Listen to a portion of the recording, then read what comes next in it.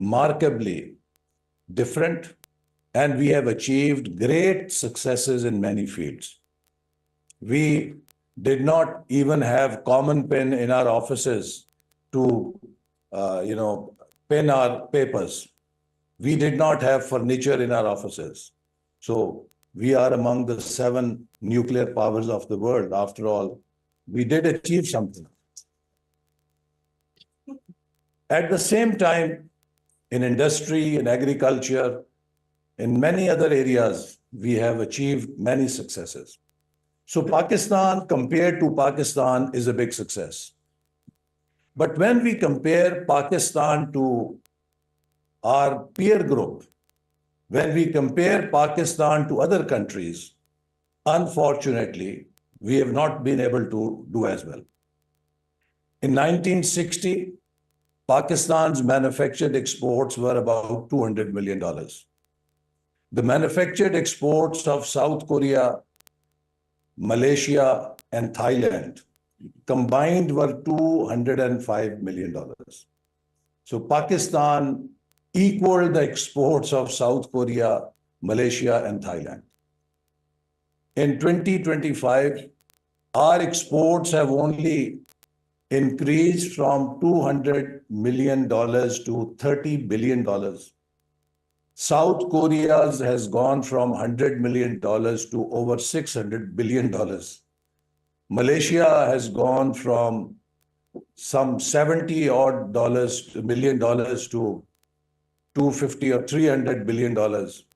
And similarly, Thailand from $30 million to, again, over $200 billion.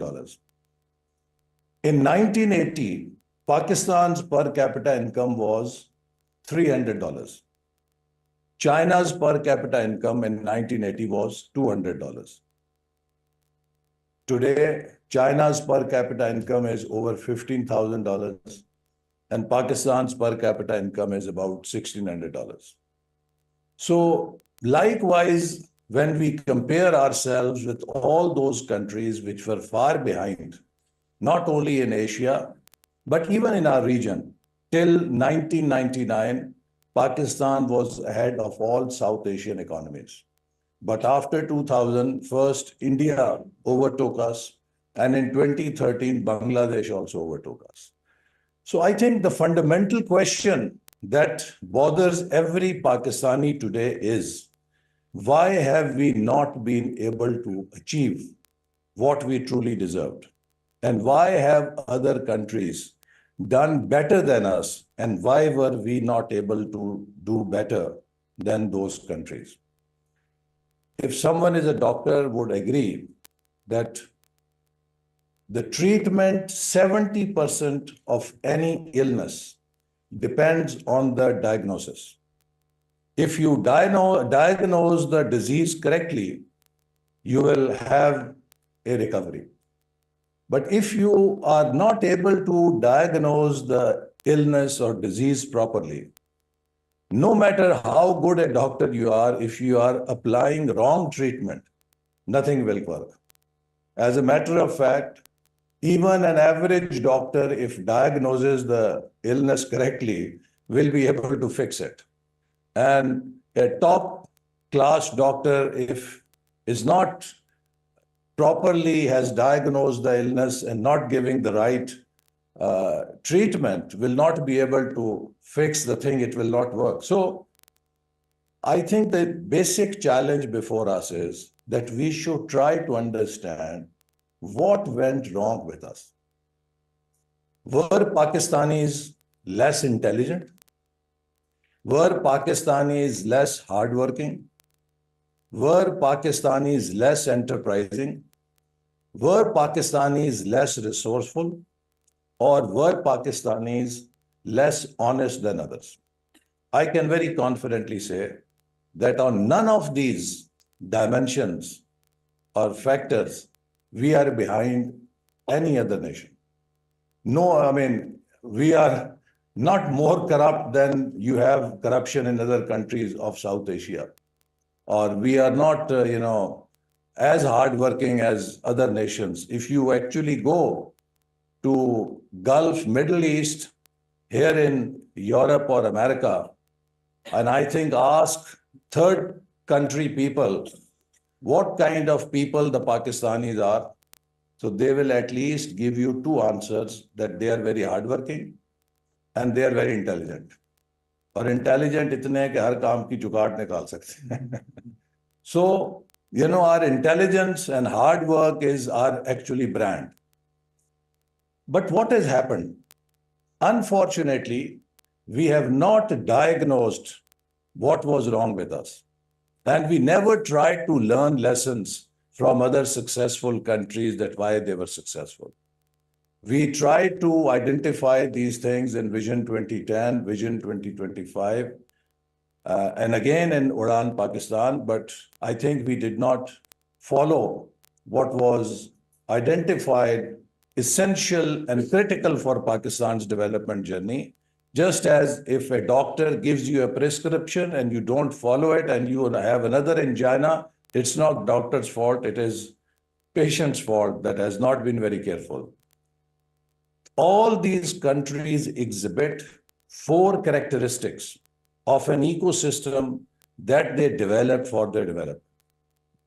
First lesson from these countries is that no country has ever achieved development without peace. Any country that remains bogged down in conflicts can never achieve its development goals. So peace is essential for development journey. Two, there is no history in the history of mankind or no example where a country has been able to develop with political instability. So you find each and every country first having political stability and then development has followed. Three, each country that has developed successfully also was able to have tenures of a decade to allow policies to continue for a decade, for them to give results. Policies do not give results before a decade. You know, you can do a project in 2-3 years. You can do a program in 4 or 5 years.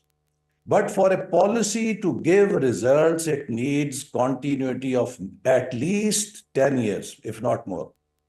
So in each country, Japan, South Korea, Malaysia, Singapore, Thailand, Bangladesh, India, Turkey, China, whichever country you take, I can show you that they had tenures of 10 years, steady 10-year tenure of a regime that was implementing reform or economic agenda for it to achieve the goals.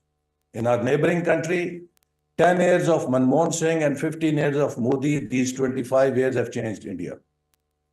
Beyond India and Bangladesh, whatever political policies of Hasina Wajid regime were, but the 15 years tenure route and Bangladesh took off.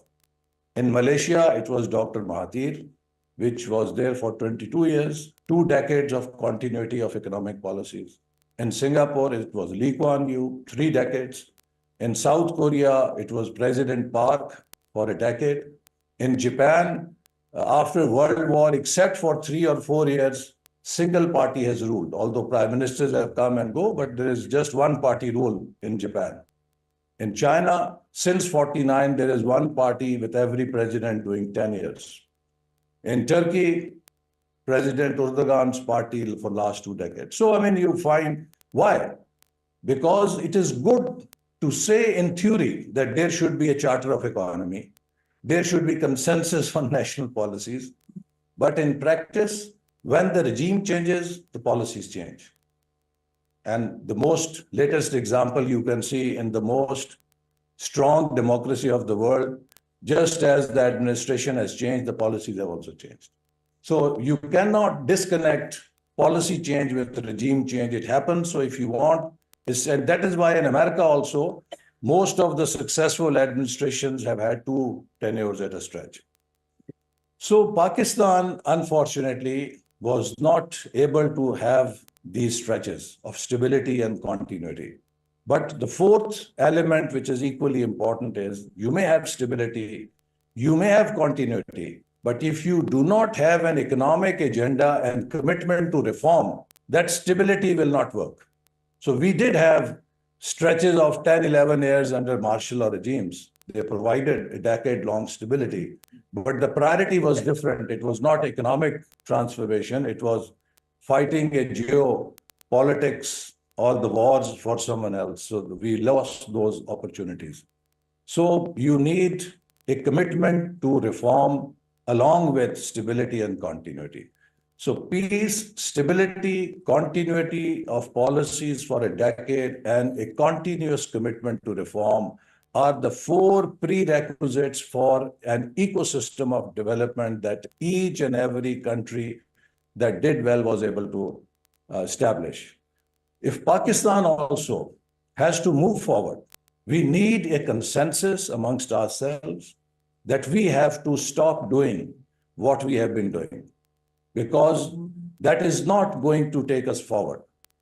It will keep us bogged down, or it will keep us locked into the same old cycle of instability and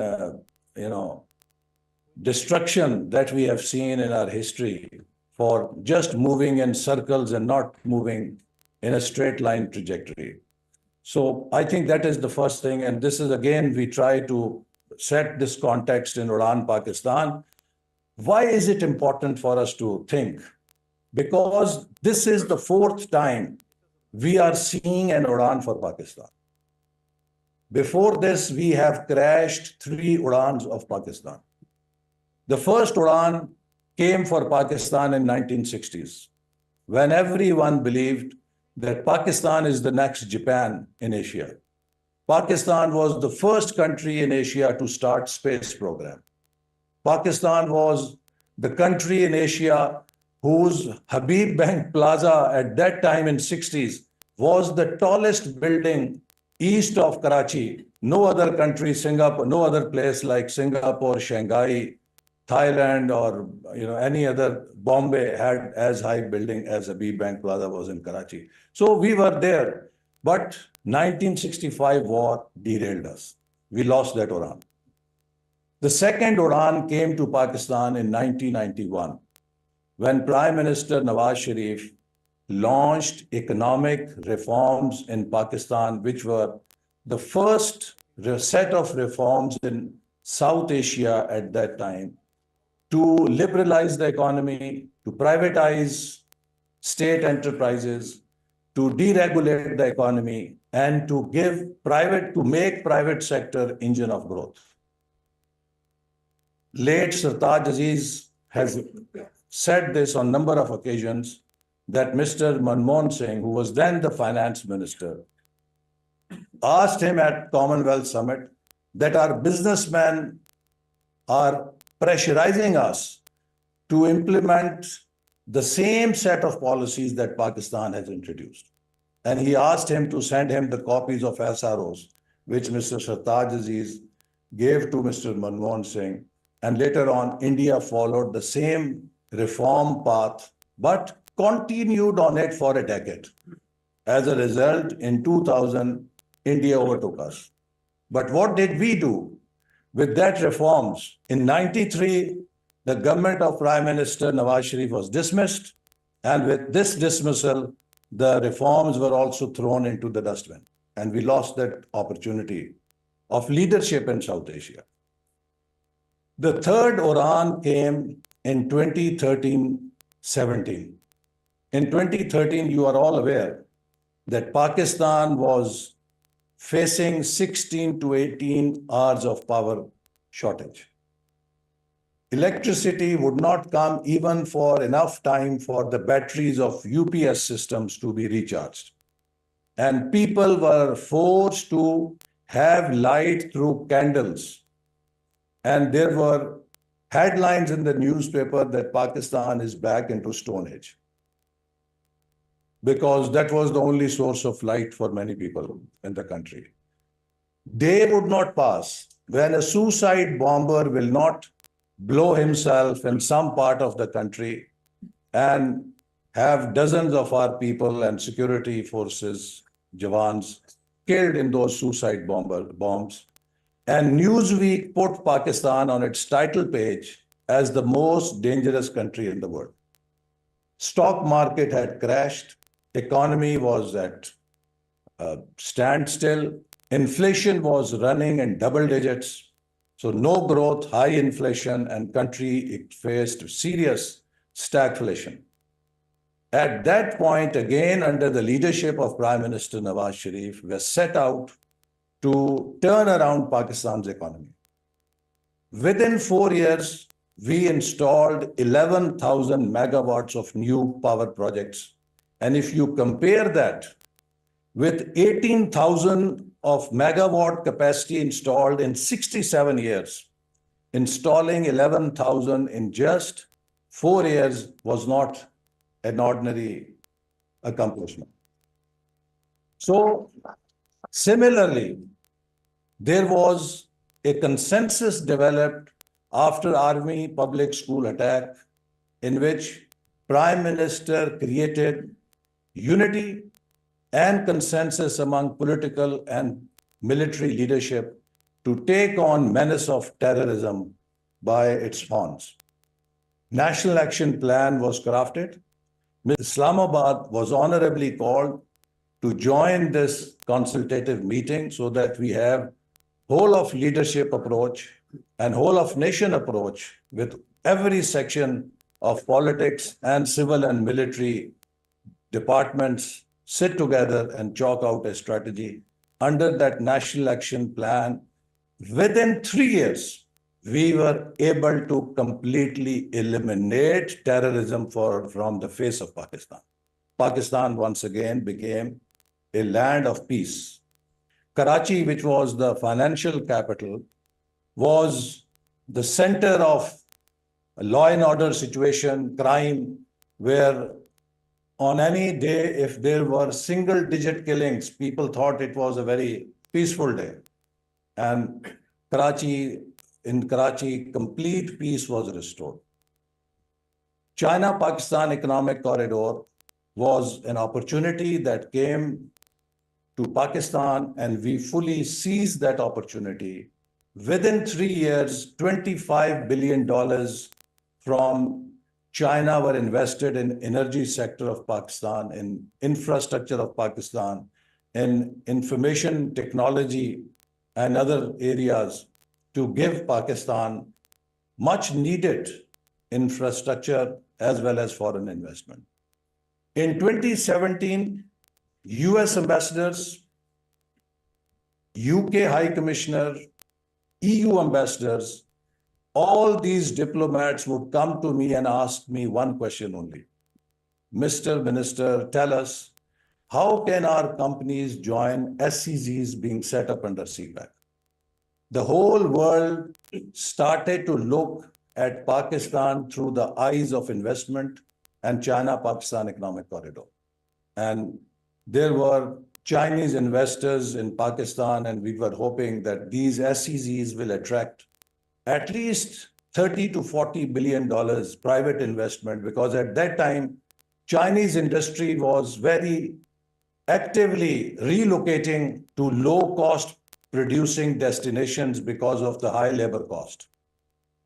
Unfortunately, when Pakistan was taking that third Udan, in 2018, few generals and judges again conspired against that Udan, crashed it by disqualifying Prime Minister Nawaz Sharif on a very frivolous charge that he had not accepted salary from his son's company, and on that, resident permit account, he was declared ineligible to hold his office of Prime Minister. That again threw Pakistan into political crisis. In 2018, elections were again rigged through RTS system and regime was changed. Regimes do change in countries, but should every regime also change each and every policy? the new government, which was completely inexperienced, almost changed each and every policy that we had started under Vision 2025. The result was those Chinese investments that were supposed to come to Pakistan, they got diverted to Vietnam, Cambodia, Laos, because the new regime only knew one mantra, that to call everyone Chor and Daku. So it called us Chor and Daku, and it also called Chinese investors Chor and Daku. So why would any investor invest in your country if you are scandalizing them?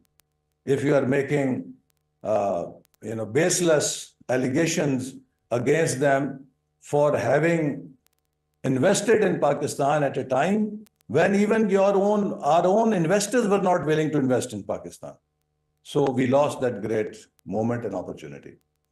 In 2022, we came back to government, and I want to tell you what are the facts, and they can be checked. We took office on probably 20th or 22nd of April. 1st of April 2022, under previous regime, Finance Ministry refused to release the last quarter of development budget installment, saying that it had no money. This had never happened in history of Pakistan. That full 1 quarter release was not made by the Finance Ministry on the account that it had no money in the kitty. So what it meant, that technically and internally, the country had defaulted on its own commitment liabilities inside the country. And when we came into government, I must give full credit to Prime Minister Shehbaz Sharif, who took that courageous and bold step of accepting the challenge, because it was not an easy path. We took tough decisions, and as a result, we were able to avert external default, for which people were betting that whether it will take 4 weeks or 6 weeks for Pakistan to become another Sri Lanka. So we managed to rescue Pakistan from that crisis. We implemented some very harsh conditions of IMF agreement, which had been agreed by the previous government, but they did not implement them. Rather, they acted against them. And that created great mistrust between IMF and Pakistan. But the challenge for government was to also restore that confidence. And I must tell you that it is not easy to give a shock to economy of increasing the fuel prices by 150 rupees within a period of 1 month. You know, we are not just jahils, hum bhi padhe likhe hain, or we have experience and we know what is the impact if you increase price of fuel by 150 rupees within just 1 month. It, sends already high inflation into spiraling into even higher heights. But there was no option. IMF said, if you will not do it, because your government, previous government, signed an agreement that we will eliminate all subsidy from POL, and oil will go on international price. And if you did not implement it, we are not talking to you. So we had to do it. But credit must also go to people of Pakistan. Ayub Khan's government fell for increasing price of sugar by 4 annas. There were agitation in the country. 150 rupees oil prices were increased within 1 month. You did not see a single protest on any street or in any city of Pakistan. Why? It was not easy. The poor and the middle class paid a very heavy price. But every Pakistani knew that there is no other way. This is a bitter pill that we have to swallow. And I must also give credit to the media, which had educated people that what were they. Prime Minister Shehbaz Sharif took that heat and stood with courage, and finally Pakistan was able to avert that crisis. So ladies and gentlemen, today, after 2 years of hard work and sweat, we are at a point Pakistan is ready for fourth Udan. Inflation has come down from 38% to less than or close to 4%. The policy rate, which had gone as high as 23%, has come down to 13% and likely to go further down because inflation has gone down to great extent.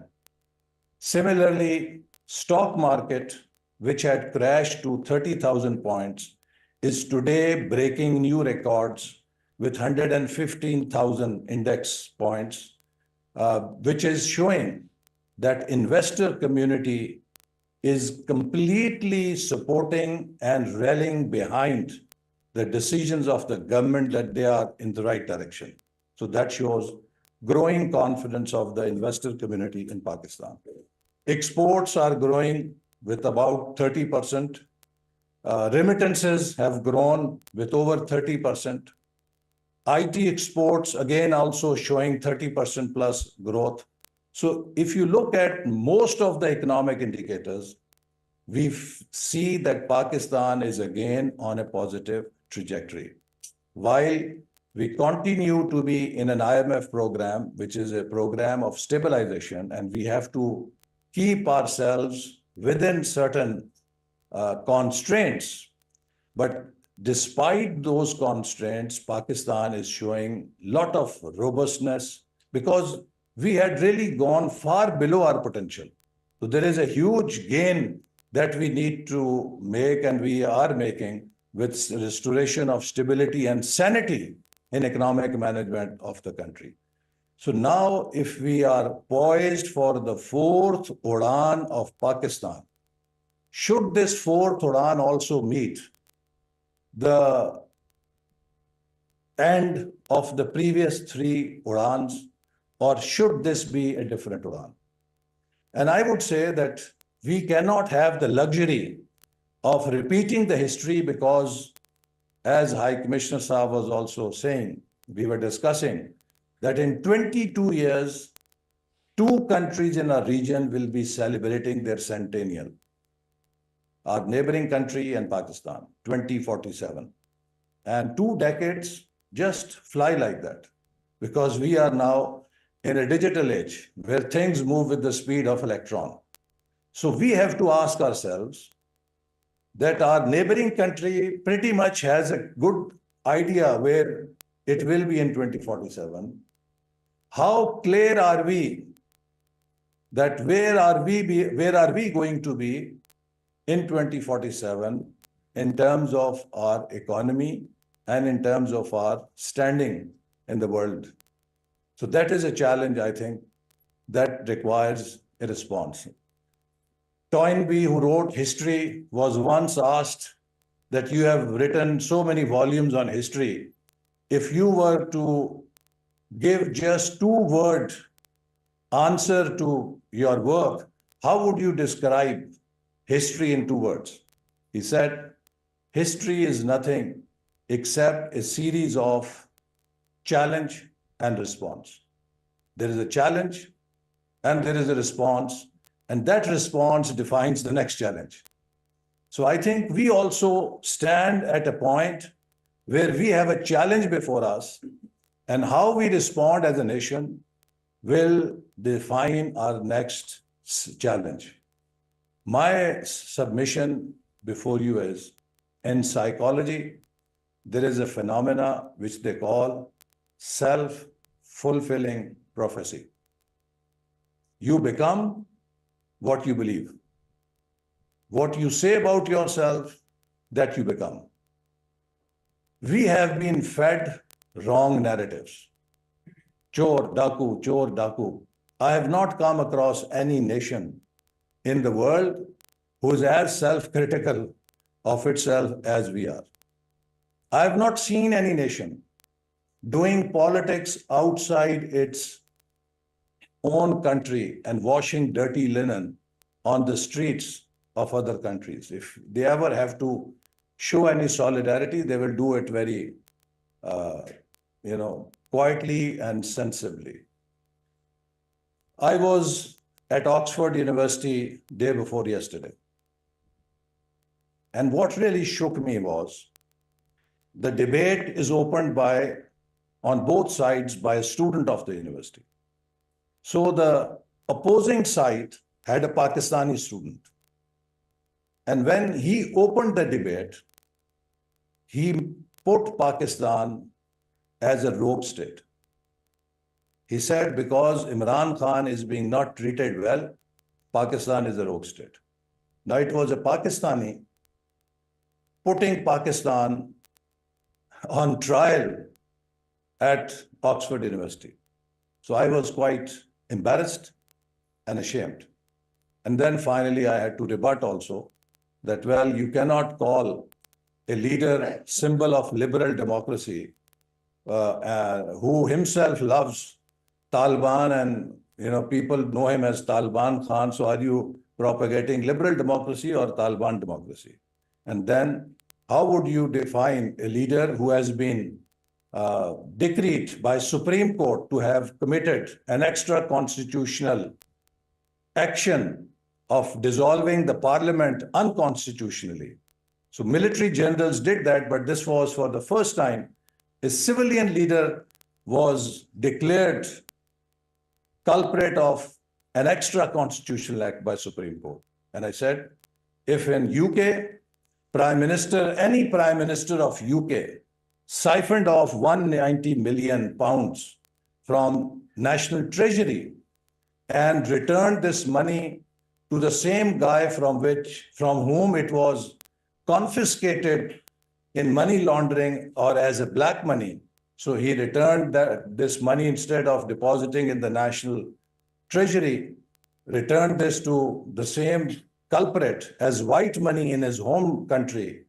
So what would you say? Is this democracy or is it a crime? And then the House decided otherwise. But my point is that we have to get mature. We have to rise above these petty politics. And we have to now think in terms of bigger issues. And these issues are going to define our future and the future of our next generations. The time is not on our side. We have lost 77 years. When you are running a marathon and you are behind in the first 5,000 meters, last 1,000 speed. And I think the challenge before us is we are capable, we can do it, provided we are able to do it with collective competence of the nation. And let me be very clear. Today, there is no single leader, there is no single party, and there is no single institution that can steer Pakistan out of the present crisis. Pakistan can only come out of this crisis through a collaborative effort, through a teamwork, where we can show the positive power of synergy of our nation. And therefore, one of the key elements of Udan Pakistan that I will share with you is that we want to give ownership of this plan to the people of Pakistan, and particularly the talented diaspora of Pakistan, so that they can also sit with us on the driving seat and help us and help themselves see their country rise in the Committee of Nations as one of the fastest growing economies in Asia. So ladies and gentlemen, this Udan Pakistan, as I said, is not a theoretical framework. It stands on delivery of turning around a near bankrupt economy. So if we can come this far, we can also